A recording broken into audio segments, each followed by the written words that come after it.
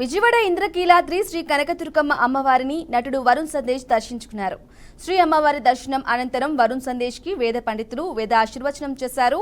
ఆలయ ఈవో అమ్మవారి ప్రసాదములు శేష వస్త్రం అందజేశారు. కనకదుర్గమ్మను దర్శించుకోవటం సంతోషంగా ఉందని వరుణ్ సందేశ్ చెప్పారు.